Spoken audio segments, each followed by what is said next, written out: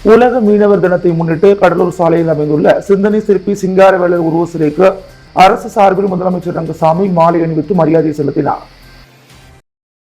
உலக மீனவர் தினத்தை முன்னிட்டு புதுச்சேரி கடலூர் சாலையில் அமைந்துள்ள சிந்தனை சிற்பி சிங்காரவேலர் திருவுருவ சிலைக்கு புதுச்சேரி அரசு சார்பில் மாலை அணிவிக்கும் நிகழ்வு நடைபெற்றது. இதில் கலந்து கொண்ட முதலமைச்சர் ரங்கசாமி, சபாநாயகர் செல்வம் மற்றும் அமைச்சர் லட்சுமி நாராயணன், துணை சபாநாயகர் ராஜவேலு, அரசு கொறடா ஆறுமுகம் மற்றும் சட்டமன்ற உறுப்பினர்கள் KSP ரமேஷ், பாஸ்கர் என்கிற தட்சிணாமூர்த்தி ஆகியோர் சிங்காரவேலர் சிலைக்கு மாலை அணிவித்து மரியாதை செலுத்தினர். அப்போது அங்கிருந்த மீனவர்கள் முதலமைச்சரிடம் வாக்குவாதத்தில் ஈடுபட்டனர். அப்போது தமிழகத்தில் உலக மீனவர் தினத்தை முன்னிட்டு அரசு சார்பில் பல்வேறு போட்டிகள் நடைபெற்று வருகிறது. அதுபோல் புதுச்சேரியிலும் கட்டுமர போட்டி, படகு போட்டி உள்ளிட்ட போட்டிகள் நடத்தப்பட வேண்டும் என முதலமைச்சரை சந்தித்து முறையிட்டனர். அதற்கு முதலமைச்சர் தகுந்த நடவடிக்கை எடுத்து பரிசீலிக்கப்படும் என உறுதியளித்தார்.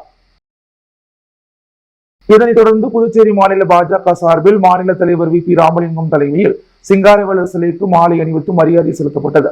இதில் உள்துறை அமைச்சர் நமச்சிவாயம், பாஜகவை சேர்ந்த சட்டமன்ற உறுப்பினர்கள் மற்றும் மாநில மாவட்ட தொகுதி நிர்வாகிகள் என அனைவரும் கலந்து கொண்டு மாலை அணிவித்து மரியாதை செலுத்தினர்.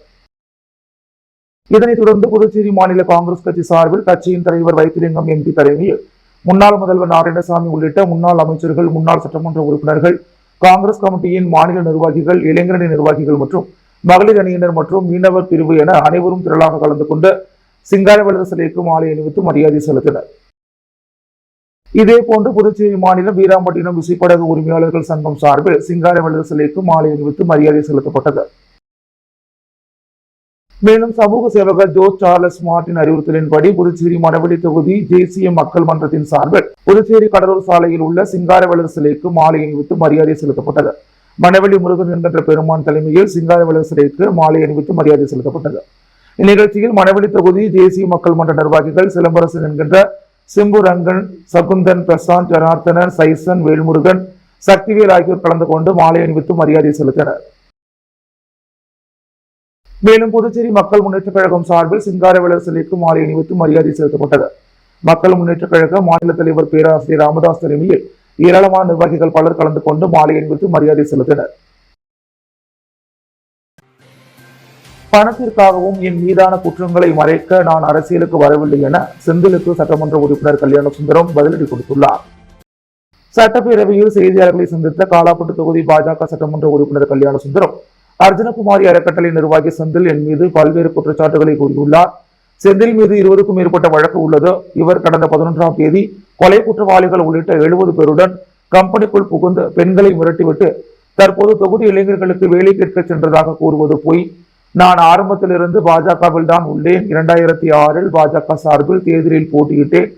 2011இல் தேர்தலில் முதல்வர் ரங்கசாமி அழைத்ததால் அவரது கட்சியில் போட்டியிட்டு வெற்றி பெற்று அமைச்சராக இருந்தேன். தற்போது மீண்டும் தாய் கட்சிக்கு வந்துவிட்டேன். நான் கடந்த 2016இல் சுயேட்சையாக போட்டியிட்ட என்னிடம் செந்தில் சமுதாய பேரியக்கம் பெயரை கூறி பணம் கேட்டார். கடந்த தேர்தலில் கூட செந்தில் என்னிடம் விலை பேசினார். அதற்கு ஆதாரம் உள்ளது. நான் விவசாய குடும்பத்தைச் சேர்ந்தவன். எனக்கு 4 ரிசார்ட் உள்ளது. எனக்கு 17 தொழில் உள்ளது. நான் விளையாட்டு வீரர், சர்வதேச போட்டிக்கு தகுதி பெற்றவன். நான் 10ஆம் வகுப்பு தோல்வி அடைந்ததும் புதுச்சேரி நூறடி சாலையில் ஆட்டோமொபைல்ஸ் தொழில் தொடங்கினேன். எனது கடையை முதல்வர் தான் திறந்து வைத்தார். நான் அரசியலுக்கு வரும்போது எனது கடையில் ரூபாய் 5 கோடிக்கு பொருட்கள் இருந்தது. நான் வாங்கிய கிங்ஸ் பார்க் ஹோட்டலில் ஏதாவது வழக்கு இருக்கிறது என்பதை நிரூபித்தால் அரசியலை விட்டே செல்கிறேன். செந்திலால் கூற முடியாது.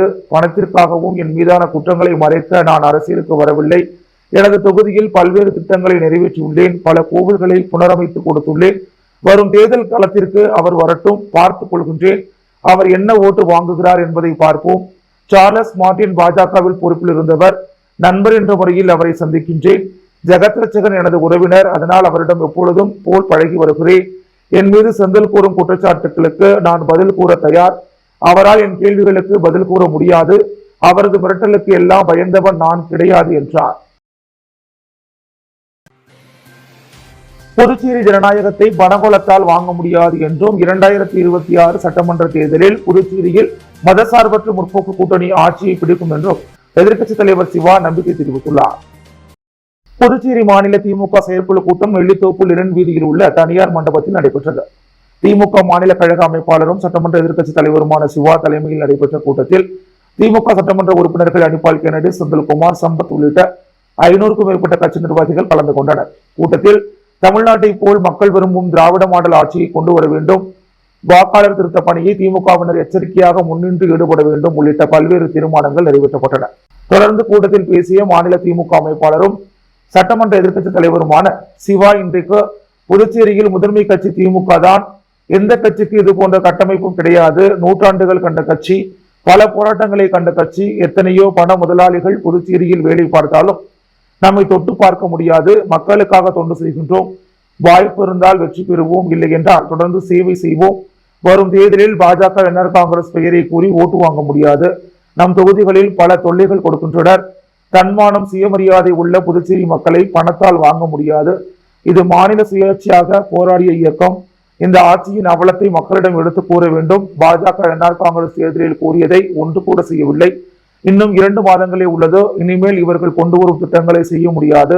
பீகாரை போன்று வாக்கு திருட்டு, அரசு பணத்தை கொடுத்து வாக்குகளை வாங்க பார்ப்பார்கள். பணத்தால் புதுவை ஜனநாயகத்தை வாங்க முடியாது. புதுச்சேரி திமுக காரர்கள் தகுதியற்றவர்கள் என்று யாரும் நினைக்க வேண்டாம். நாங்கள் புதிதாக தேர்தலை சந்திக்கவில்லை. பல தேர்தலை பார்த்தவர்கள். எந்தவித சலசலப்பிற்கும் அஞ்சுவதில்லை.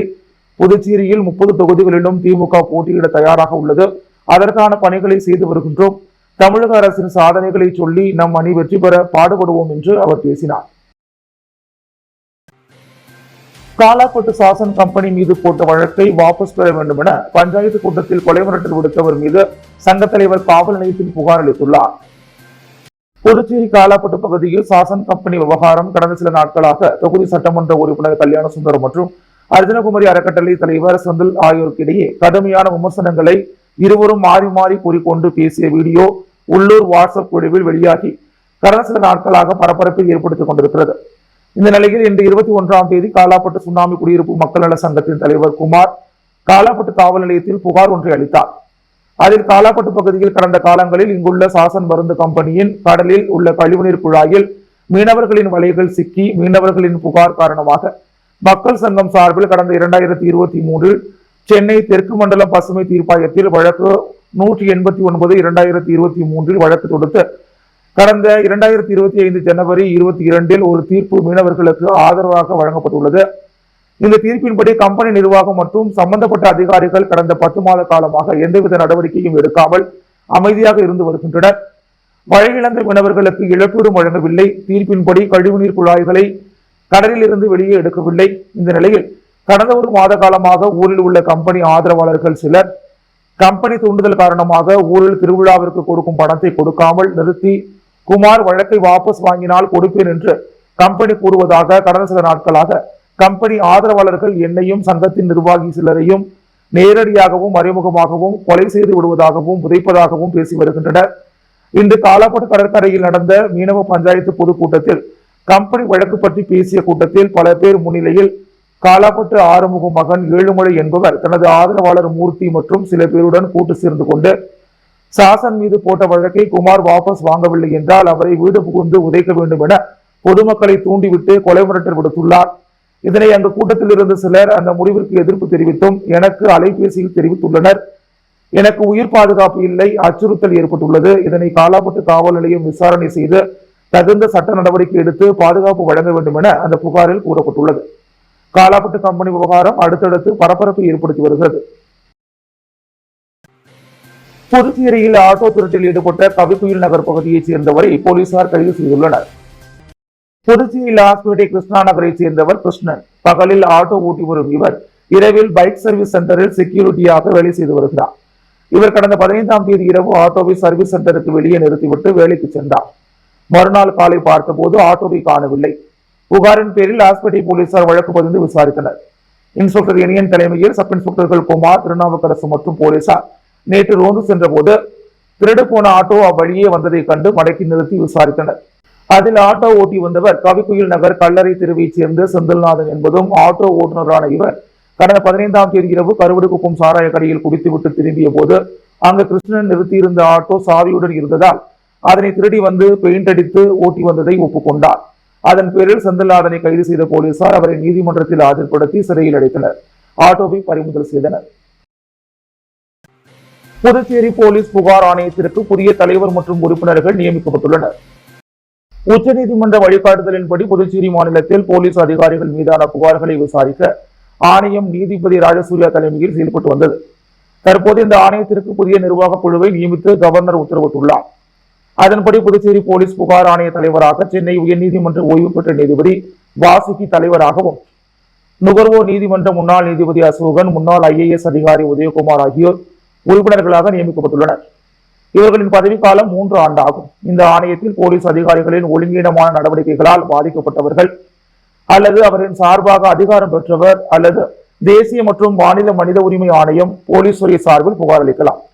இது மட்டுமின்றி எந்த வகையினாலும் அறியப்படுகின்ற ஒழுங்கீனங்களை தானே முன்வந்து புகார்களை பதிவு செய்து ஆணையம் விசாரிக்கலாம். மேலும் போலீஸ் அதிகாரிகள் மீதான புகாரின் அடிப்படையில் தனிநபரிடமோ அல்லது அதிகாரம் படைத்தவரிடமோ தகவல்களை ஆணையத்திடம் சமர்ப்பிக்க உத்தரவிடலாம். புகாரினை விசாரித்த பின் முடிவினை எடுப்பதற்கு தேவைப்பட்டால் போலீஸ் தலைமையகத்தில் வேறு ஏதேனும் கூடுதல் தகவல்கள் இருப்பின் கேட்கப்பெற்று மறு ஆய்வு செய்து முடிவினை எடுக்கலாம். நேரடியாக விசாரணை செய்து முடிவினை போலீஸ் தலைமையகத்திற்கு அனுப்பி அதன் மீது வழக்கு பதிவு செய்யும் அல்லது துறை ரீதியான நடவடிக்கை எடுக்க ஆணையம் உத்தரவிடும். உறுப்பினராக நியமிக்கப்பட்டுள்ள புதுச்சேரியைச் சேர்ந்த அசோகன் ஏற்கனவே மாநில குழந்தைகள் பாதுகாப்பு மற்றும் உரிமைகள் ஆணைய தலைவராகவும் ரியல் எஸ்டேட் ஒழுங்குமுறை ஆணைய உறுப்பினராக பதவி வகித்தவர் என்பது குறிப்பிடத்தக்கது. புதுச்சேரியில் ஏழை எளிய மக்களை பாதிக்கின்ற வகையில் வீடுகளில் பொருத்தப்படும் ஸ்மார்ட் மின்மீட்டர் திட்டத்தை முழுமையாக ரத்து செய்ய வேண்டும் என புதுச்சேரி மாநில அதிமுக மாநில செயலாளர் அன்பழகன் வலியுறுத்தியுள்ளார். புதுச்சேரி அதிமுக வளர்ச்சி மற்றும் வாக்குச்சாவடி முகவர்கள் பணிகள் குறித்து புதுச்சேரி மாநில நிர்வாகிகள் பொதுக்குழு உறுப்பினர்கள் மாநில பிற அணி நிர்வாகிகளின் ஆலோசனை கூட்டம் இன்று புதுச்சேரி உப்பளத்தில் உள்ள அதிமுக தலைமை அலுவலகத்தில் நடைபெற்றது. இக்கூட்டத்திற்கு மாநில கழக செயலாளர் அன்பழகன் தலைமை தாங்கினார். பின்னர் செய்தியாளர்களை சந்தித்த மாநில செயலாளர் அன்பழகன், அரசியல் சாசனத்தை அவமதிக்கும் திமுக முதலமைச்சர் ஸ்டாலினுக்கு உயர்நீதிமன்றம் சரியான பதிலடியை வழங்கி மாநில அரசால் கொண்டுவரப்படும் மசோதாக்களுக்கு கால நேரத்தை கூற முடியாது என தீர்ப்பு உயர்நீதிமன்றம் வழங்கியுள்ளது. இது வரவேற்கத்தக்க ஒன்றாகும் என்றார். மத்தியிலும் மாநிலத்திலும் இணக்கமான ஆட்சி இருந்தால் அந்த மாநிலம் நல்ல வளர்ச்சி அடையும் என்பதற்கு பீகார் ஒரு நல்ல எடுத்துக்காட்டாகும். அந்த விதத்தில் மத்திய பாஜக துணையோடு கூட்டணி இருந்த பீகாரில் மீண்டும் பாஜக கூட்டணி அரசு அமைந்துள்ளது. புதுச்சேரி மாநிலத்திலும் எதிர்வரும் சட்டமன்ற தேர்தலில் அனைத்து இந்திய அண்ணா திராவிட முன்னேற்ற கழகம் பங்கு பெறும். தேசிய ஜனநாயக கூட்டணி அரசு மீண்டும் ஆட்சியில் அமையும் என்றும் திமுக காங்கிரஸ் தலைமையிலான இந்தியா கூட்டணி மிகப்பெரிய தோல்வியை சந்திக்கும் என்றும் தெரிவித்தார். புதுச்சேரியில் உள்ள வீடுகளில் ஸ்மார்ட் மின்மீட்டர் பொருத்தும் பணி நடைபெற்று வருகிறது. முதலமைச்சர் ரங்கசாமி இதில் தலையிட்டு ஏழை எளிய மக்கள் பாதிக்காத வண்ணம் மீட்டர் பொருத்தும் பணியை முழுமையாக ரத்து செய்ய வேண்டும் என்று கேட்டுக்கொண்டார். FIR படிவம் நிரப்புவது சம்பந்தமாக இணையவழி குற்றவாளிகள் செய்யும் மோசடிகள் குறித்து சைபர் கிரைம் போலீசார் எச்சரிக்கை விடுத்துள்ளனர். புதுச்சேரி சைபர் கிரைம் போலீசார் என்று வெளியிட்டுள்ள செய்தியில், சமீப காலமாக SIR படிவம் நிரப்பும் வேலை இந்திய தேர்தல் ஆணையத்தின் சார்பாக நடைபெற்றுக் கொண்டிருக்கிறது. இந்த சூழலை பயன்படுத்தி இணைய குற்றவாளிகள் பொதுமக்களை தொலைபேசியில் தொடர்பு கொண்டு படிவம் நிரப்புவது சம்பந்தமாக பேசுகிறோம். அதற்கு உங்கள் தொலைபேசியில் OTP நம்பர் வந்திருந்தால் அதை கூறுங்கள் என்று கேட்டால் அதனை நம்பி அந்த OTP எண்ணை பகிர வேண்டாம் எனவும், அப்படி யாரேனும் கேட்டால் எங்களுடைய BLOவிடம் நேரடியாக சென்று கொடுக்கின்றோம் என்று கூறுமாறு அறிவுறுத்தப்படுகிறார்கள். மேலும் உங்களை கட்டாயப்படுத்தி கேட்கும் பட்சத்தில் உங்களுக்கு அழைப்பு வந்த எண்ணை குறித்துக் கொண்டு அருகில் உள்ள காவல் நிலையத்திலோ அல்லது சைபர் கிரைம் காவல் நிலையத்திலோ அல்லது 1930 மூலமாகவோ தொடர்பு கொண்டு புகார் அளிக்கும்படியும் பொதுமக்கள் அறிவுறுத்தப்படுகிறார்கள். மேலும் உங்கள் தொகுதி BLOவின் பெயர், அவரின் தொலைபேசி எண் ஆகியவற்றை தெரிந்து வைத்துக் கொள்ள வேண்டும் எனவும், ஏதேனும் சந்தேகம் இருப்பின் அவர்களை தொடர்பு கொண்டு சந்தேகத்தை தீர்த்து நடவடிக்கை எடுக்க வேண்டும். இணையவழி மோசடிக்காரர்களிடம் எச்சரிக்கையாக இருக்கும்படி அறிவுறுத்தப்படுகிறார்கள். மேலும் இணையவழி குற்றம் சம்பந்தமாக புகார் கொடுக்கவும் அல்லது ஏதேனும் சந்தேகம் இருந்தால் இணையவழி காவல் நிலையத்தில் இலவச தொலைபேசி எண் 1930 தொடர்பு கொள்ளலாம் என்றும் தெரிவித்துள்ளனர். புதுச்சேரி குடிசை மாற்று வாரியத்தின் மூலம் நடைபெற வேண்டிய பணிகள் குறித்து சட்டமன்ற உறுப்பினர் நேரு அதிகாரிகளுடன் ஆலோசனை மேற்கொண்டார். புதுச்சேரி உள்ளையன்பேட்டை தொகுதிக்குட்பட்ட பகுதிகளில் குடிசை மாற்று வாரியத்தின் மூலம் நடைபெற வேண்டிய பணிகள் குறித்து உள்ளையன்பேட்டை தொகுதி சட்டமன்ற உறுப்பினரும் நமது மக்கள் கழக தலைவருமான நேரு என்கிற குப்புசாமி இன்று சட்டப்பேரவையில் உள்ள தனது அலுவலகத்தில் குடிசை மாற்று அதிகாரிகளுடன் ஆலோசனை மேற்கொண்டார். ஆலோசனையில் எந்த ஒரு அடிப்படை வசதியும் இல்லாமல் வாழும் மறைமலை அடிகள் சாலை, அன்னை இந்திரா நினைவு நகர், திடீர் நகர் பகுதி மக்களுக்கு புதுச்சேரி அரசு மூலம் கட்டப்பட்டு வரும் ரெட்டியார்பாளையம், லம்பட் சரவணன் நகரில் வீடுகள் ஒதுக்கீடு செய்தல், மேலும் உள்ளையன்பேட்டை தொகுதிக்குட்பட்ட சாலை ஓரம் மற்றும் வீடு இன்றி தவிக்கும் ஏழை மக்களுக்கு வீடு வழங்குதல், கண்டக்டர் தோட்டம், அரசு குடியிருப்புகள் மற்றும் குடியிருப்புகளை சுற்றி உள்ள பகுதிகளில் மேம்படுத்துதல் மற்றும் புனரமைத்தல், மேலும் கோவிந்தசாலை அந்தோனியார் கோவில் வீதியில் உள்ள அரசு குடியிருப்புகளை புதுப்பித்தல், மேம்படுத்துதல் பணிகள் குறித்து விரிவாக ஆலோசிக்கப்பட்டது. இலங்கை கடற்படையினரால் கைது செய்யப்பட்டு விடுவிக்கப்பட்ட காரைக்கால் மீனவர்கள் சிறையில் இருந்த இக்கட்டான காலத்தில் உறுதுணையாக இருந்த சமூக சேவகர் சார்லஸ் மார்ட்டினை நேரில் சந்தித்து நன்றி தெரிவித்தனர். எல்லை தாண்டி மீன்பிடித்ததாக கூறி இலங்கை கடற்படையால் கைது செய்யப்பட்டு யாழ்ப்பாணம் சிறையில் அடைக்கப்பட்ட காரைக்காலைச் சேர்ந்த 27 மீனவர்கள் நேற்று விடுவிக்கப்பட்டனர். இதனிடையே மீனவர்கள் சிறையில் இருந்த பொழுது அவர்களை விடுவித்த சட்ட ரீதியான உதவிகளையும் உணவு, உடை உள்ளிட்ட அடிப்படை வசதிகளையும் சமூக சேவகர் சார்லஸ் மார்ட்டின் உத்தரவின் பெயரில் தேசிய மக்கள் மன்றத்தினர் செய்து கொடுத்தனர். மேலும் சிறையில் இருந்த மீனவர்களின் குடும்பத்தினரை சமூக சேவகர் சார்லஸ் மார்ட்டின் கடந்த சில தினங்களுக்கு முன்பு காரைக்கால் சென்று நேரில் சந்தித்து அவர்களுக்கு தேவையான நலத்திட்ட உதவிகள் மற்றும் 10,000 ரூபாய் நிதி உதவியையும் வழங்கினார்.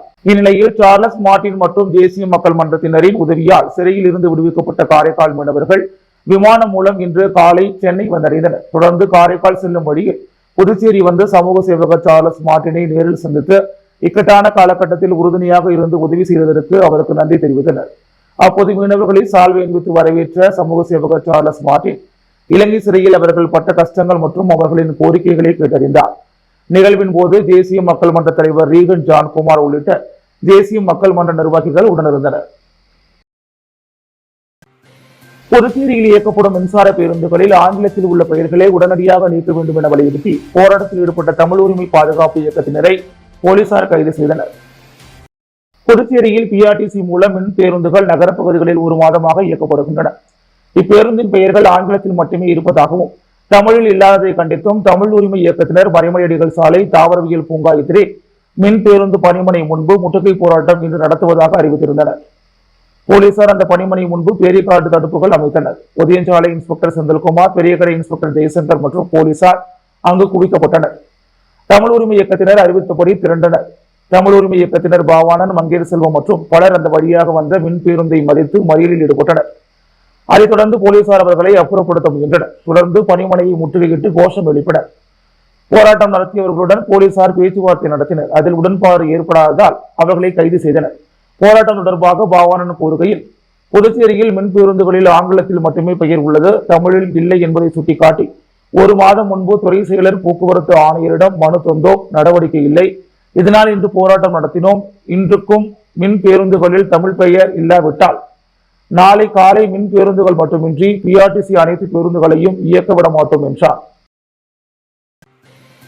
தேசிய மக்கள் மன்றம் மூலம் மக்கள் நலன் சார்ந்த பல்வேறு விஷயங்களை செய்து வரும் நிலையில் டிசம்பர் மாதத்தில் கட்சி அறிவிக்கப்படும் எனவும் மேலும் அரசின் தவறுகளை சுட்டிக்காட்டி அடுத்தடுத்து பல்வேறு கட்ட போராட்டங்களை முன்னெடுக்க உள்ளதாக சமூக சேவகர் ஜோஸ் சார்லஸ் மார்ட்டின் தெரிவித்துள்ளார். புதுச்சேரி அரசின் கைத்தறி நிறுவனமான பான்பே போதிய வருமானம் இல்லாமல் மூடப்படும் அவல நிலைக்கு தள்ளப்பட்டுள்ளது. அங்கு பணிபுரியும் 200க்கும் மேற்பட்ட ஊழியர்களின் வாழ்வாதாரம் கேள்விக்குறியாகி உள்ள நிலையில் சமூக சேவகர் சார்லஸ் மார்ட்டின் பான்பே நிறுவனத்திற்கு நேரடியாக சென்று அங்கு பணிபுரியும் ஊழியர்களின் கோரிக்கைகளை கேட்டறிந்தார். தொடர்ந்து பான்பே கைத்தறி நெசவாளியை பார்வையிட்ட அவர் ஊழியர்களுக்கு 5 கிலோ அரிசி உள்ளிட்ட நலத்திட்ட உதவிகளை வழங்கினார். பின்னர் குமரகுளப்பள்ளம் பகுதிக்கு சென்ற அவர் அங்கு குடிசை மாற்று வாரியம் மூலம் கட்டப்பட்டு பொதுமக்கள் பயன்பாட்டிற்கு வராமல் உள்ள அடுக்குமாடி குடியிருப்பை பார்வையிட்டார். அப்போது அடுக்குமாடி குடியிருப்பு விலங்குகளின் கழிவுகள் மற்றும் சமூக விரோத செயல்களால் அசுத்தமாக இருப்பதை கண்டு அதிர்ச்சி அடைந்த அவர் அடுக்குமாடி குடியிருப்பை உடனடியாக மக்கள் பயன்பாட்டிற்கு கொண்டு வர அரசை வலியுறுத்துவதற்கான நடவடிக்கைகளை மேற்கொள்ள தேசிய மக்கள் மன்ற நிர்வாகிகளுக்கு உத்தரவிட்டார். தொடர்ந்து செய்தியாளர்களை சந்தித்த சமூக சேவகர் சார்லஸ் மார்ட்டின், இங்கிருந்த மக்களிடம் வீடு கட்டித் தருவதாக அரசு உத்தரவாதம் அளித்திருந்தார்கள். ஆனால் இந்த பகுதியில் வீடு கட்டியும் உரிமையாளர்களிடம் ஒப்படைக்கப்படாமல் உள்ளது. பல கோடி ரூபாய் செலவு செய்து கட்டிடப்பட்ட கட்டிடம் அனாவசியமாக வீணடிக்கப்படுகிறது. மக்களின் வரி பணத்தை அலட்சியத்தால் அரசு வீணடித்துள்ளது. சொந்த வீட்டை இழந்து இங்கிருந்த மக்கள் வீடு இல்லாமல் கடனை வாங்கி வெளியில் வாடகைக்கு தங்குகின்றனர் என கூறிய அவர், இதில் அரசு உரிய நடவடிக்கை எடுக்க வேண்டும். மக்களின் வரி பணத்தை வீணடிக்கும் அரசின் செயலை வன்மையாக கண்டிப்பதாகவும் கூறினார். மேலும் புதுச்சேரியில் உள்ள பான்டெக்ஸ், பான்பே போன்ற நிறுவனங்களில் உள்ள ஊழியர்களை அரசு பயன்படுத்திவிட்டு தற்போது அவர்களுக்கான உரிய ஊதியத்தை கூட கொடுக்காமல் நஷ்டத்தில் சென்றுள்ளதாக கூறினார். அரசு முதலில் அவர்களுக்கான உரிய வேலையை செய்ய வேண்டும். அப்படி செய்ய முடியவில்லை என்றால் அவர்கள் செய்ய வேண்டியதை நிச்சயமாக நான் செய்வேன் என கூறினார். தொடர்ந்து முன்னாள் சட்டமன்ற உறுப்பினர் ஒருவர் அரசியல் கோமாளியுடன் சார்லஸ் மார்ட்டின் சேர்ந்துள்ளதால் அவரை மக்கள் புறக்கணிப்பார்கள் என கூறியதற்கு பதிலளித்த அவர், சொல்லல்ல செயல் என்ற தாரக மந்திரத்துடன் தேசிய மக்கள் மன்றம் மூலம் பல மக்கள் நலன் சார்ந்த விஷயங்களை செய்து வருகிறோம். தேர்தல் முடிந்தவுடன் யார் கோமாளி என்பது தெரிய வரும் என்று கூறினார். டிசம்பர் மாதத்தில் கட்சி அறிவிக்கப்படும். தொடர்ந்து பாத யாத்திரை உள்ளிட்ட விஷயங்களை திட்டமிட்டுள்ளோம். அரசின் தவறுகளை சுட்டிக்காட்டி அடுத்தடுத்து பல்வேறு கட்ட போராட்டங்களை முன்னெடுக்க உள்ளோம் என தெரிவித்தார். தொடர்ந்து மக்கள் தங்களை எளிமையாக சிந்திக்க முடிவதில்லை என எதிர்க்கட்சிகள் குற்றம் சாட்டுவதாக செய்தியாளர்களின் கேள்விக்கு பதிலளித்த அவர், எதிர்க்கட்சிகள் கூறுவது முற்றிலும் தவறான ஒன்று. மக்களை நான் தினந்தோறும் சந்தித்து வருகின்றேன். மக்கள் என்னை நம்பி என்னை தேடி வருகிறார்கள். அதன் காரணமாகவே பயத்தில் அவ்வாறு குற்றச்சாட்டுகள் வைக்கின்றனர். மக்கள் என்னை நம்புகிறார்கள். அவர்களின் நம்பிக்கையை பூர்த்தி செய்யும்படி நான் களத்தில் இறங்கியுள்ளேன் என்று கூறினார். புதுச்சேரி ரெயின்போ நகர் பகுதியில் குடிநீர் குழாய் உடைத்து நீரூற்று போல் நீர் வெளியேறிய வீடியோ சமூக வலைதளங்களில் வைரலாகி வருகிறது. புதுச்சேரி நகர பகுதிகளான ரெயின்போ நகர் பகுதிகளில் குடிநீர் குழாய் மூலம் விநியோகிக்கப்பட்டு வருகிறது. இந்நிலையில் ரெயின்போ நகர் முதல் குறுக்கு தெருவில் உள்ள குடிநீர் குழாய் உடைந்து குடிநீரானது நீரூற்று போல் அருகில் உள்ள வீடுகளின் மேல் கொட்டியது. இதனை அருகே உள்ளவர்கள் வீடியோவாக எடுத்து சமூக வலைதளங்களில் வெளியிட்டுள்ளனர். இதுகுறித்து தகவல் அறிந்த பொதுப்பணித்துறை அதிகாரிகள் உடனடியாக நீர் வெளியேறுவதை தடுத்துள்ளனர். தமிழகத்தில் உள்ளது போன்று கந்து வட்டி தடை சட்டத்தை புதுச்சேரியில் கொண்டு வர வேண்டும் என துணைநிலை ஆளுநரை சந்தித்த திமுக முன்னாள் சட்டமன்ற உறுப்பினர் நந்தா சரவணன் வலியுறுத்தியுள்ளார். புதுச்சேரி முத்தியால்பேட்டை தொகுதி திமுக முன்னாள் சட்டமன்ற உறுப்பினர் நந்தா சரவணன் இன்று துணைநிலை ஆளுநர் கைலாசநாதனை ராஜ்நிவாசில் சந்தித்து மனு அளித்தார். அந்த மனுவில் முத்தியால்பேட்டை பகுதியில் ரவுடிகளின் நடமாட்டம் அதிகரித்துள்ளது. சமீப காலமாக சிறிதும் பயமில்லாமல் சிறிய கடை முதல் பெரிய கடை வரை மாமூல் கேட்டு கத்தியை காட்டி மிரட்டி பணம் பறிக்கின்றனர். கடையில் பொருட்களை வாங்கிக் கொண்டு பணம் கொடுக்காமல் கொலை மிரட்டல் விடுக்கும் சம்பவம் நடைபெற்று வருகிறது. தமிழகத்தைச் சேர்ந்த மதுரை, திருச்சி, தஞ்சாவூர், சென்னை பகுதிகளிலிருந்து அரசியல் பின்புலம் உள்ள நபர்கள் அடியாட்களுடன் புதுச்சேரியில் அறையெடுத்து தங்கி கந்துவட்டி தொழிலில் ஈடுபட்டு வருகின்றனர். இவர்களால் சிறு தொழில் செய்யும் பெண்கள் மற்றும் மனிதர்கள் கடுமையாக பாதிக்கப்படுகிறார்கள். எனவே கந்துவட்டி தடை சட்டத்தை நடப்பு கூட்டத்தொடரில் நிறைவேற்ற அரசுக்கு அறிவுறுத்த வேண்டும் என கேட்டுக்கொண்டார். மேலும் முத்தியால்பேட்டை தொகுதி முழுவதும் கஞ்சா உள்ளிட்ட போதைப் பொருட்களின் நடமாட்டம் அதிகரித்துள்ளது. இதனால் பள்ளி, கல்லூரி செல்லும் மாணவர்கள் பாதிக்கப்படுகிறார்கள். எனவே போதை கும்பல்களின் நடமாட்டத்தை அறவே ஒழிக்க வேண்டும் என வலியுறுத்தப்பட்டிருந்தது. பின்னர் செய்தியாளர்களை சந்தித்த திமுக முன்னாள் சட்டமன்ற உறுப்பினர் நந்தா சரவணன், புதுச்சேரி முத்தியால்பேட்டை பகுதியில் ரவுடிகள் மாமூல் கேட்டு வியாபாரிகளை மிரட்டுவது மற்றும் கந்துவட்டி பிரச்சனையால் மக்கள் பாதிக்கப்பட்டுள்ளனர். எனவே கந்துவட்டி பிரச்சனையை தடுக்கும் வகையில் தமிழகத்தில் உள்ளது போல் புதுச்சேரியிலும் கந்துவட்டி தடை சட்டத்தை கொண்டு வர வேண்டும் என கேட்டுக்கொண்ட அவர், ரவுடிகளின் அட்டகாசத்தை முழுமையாக ஒழிக்க வேண்டும் என வலியுறுத்தினார். புதுச்சேரி யூனியன் பிரதேச சமூக நல சொசைட்டியின் புதிய நிர்வாகிகள் அறிவிப்பு மற்றும் ஆலோசனை கூட்டம் முத்துரத்தின பள்ளி அரங்கத்தில் நடைபெற்றது.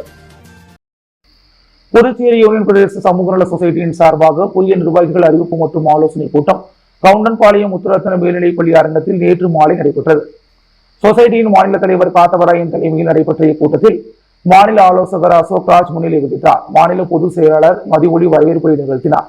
நடைபெற்ற இந்நிகழ்ச்சியில் சொசைட்டியின் தெற்கு மாவட்ட செயலாளராக கணேஷ்குமார், மணவெளி தொகுதி தலைவராக ராமலிங்கம், மணவெளி தொகுதி துணைத் தலைவராக பாண்டியன் என்கிற ராமலிங்கம், அரியாங்குப்பம் தொகுதி துணைத் தலைவராக இருசப்பன் ஆகியோர் நிர்வாகிகளாக அறிவிக்கப்பட்டு சால்வை அணிவித்து வாழ்த்து தெரிவிக்கப்பட்டது. மேலும் இக்கூட்டத்தில் பிளாஸ்டிக் பைகள் மற்றும் குப்பைகள் தெருவில் வீசுவதை தடுக்கும் வகையில் விழிப்புணர்வு ஏற்படுத்துவது, வருகின்ற 2026ஆம் ஆண்டிற்கான மாதாந்திர நாட்காட்டி மற்றும் டைரி அச்சிடப்பட்டு வழங்குவது என்பன போன்ற தீர்மானங்கள் நிறைவேற்றப்பட்டன.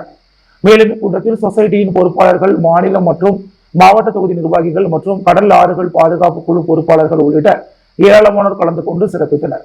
கூட்டத்தின் நிறைவாக மாநில பொருளாளர் சபாபதி நன்றியுரை கூறினார்.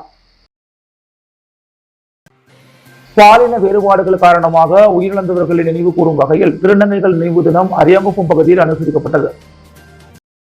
பாலின வேறுபாடுகளுக்கு எதிரான வன்முறை செயல்களால் தங்கள் இன்னுயிரினை இழந்தவர்களின் நினைவாகவும் அவர்களை கௌரவிக்கும் விதமாகவும் திருநங்கைகள் நினைவு தினம் ஒவ்வொரு ஆண்டும் நவம்பர் மாதம் 20ஆம் தேதி அனுசரிக்கப்பட்டு வருகிறது. அதனை முன்னிட்டு அரியாங்குப்பம் பகுதியில் உள்ள தனியார் அரங்கத்தில் நேற்று மாலை திருநங்கைகள் நினைவு தினம் அனுசரிக்கப்பட்டது.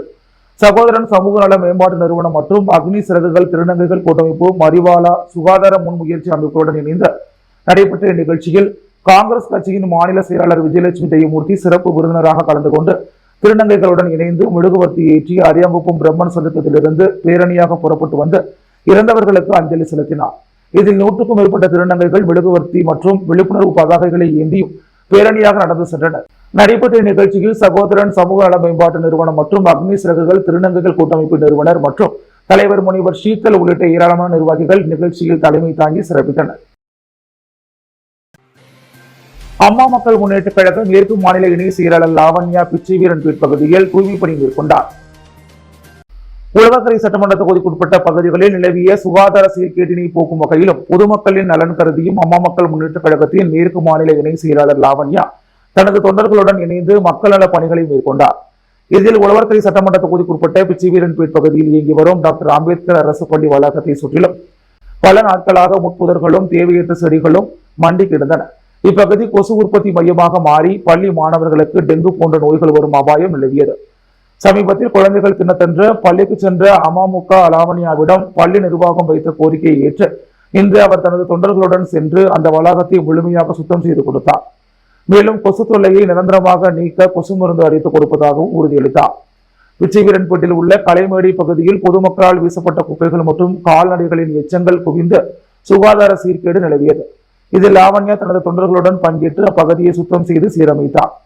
தூய்மை பணிகள் நடைபெற்றுக் கொண்டிருந்த போது பிச்சைவீரன்பேட்டை சேர்ந்த நோயால் பாதிக்கப்பட்டிருந்த நபரை நேரில் சந்தித்து மருத்துவ செலவிற்காக லாவண்யா உதவித்தொகை வழங்கினார். இந்த மக்கள் நல பணிகளுக்காக ஊர் பஞ்சாயத்தார்கள், பொதுமக்கள் மற்றும் அம்மா மக்கள் முன்னேற்ற கழக நிர்வாகிகள், தொண்டர்கள் அனைவரும் லாவண்யாவிற்கு பாராட்டுகளை தெரிவித்தனர். அன்றாட செய்திகளை உடனுக்குடன் தெரிந்து கொள்ள பாண்டி ஹெட்லைன்ஸ் சேனலுக்கு சப்ஸ்கிரைப் செய்து கொள்ளுங்கள்.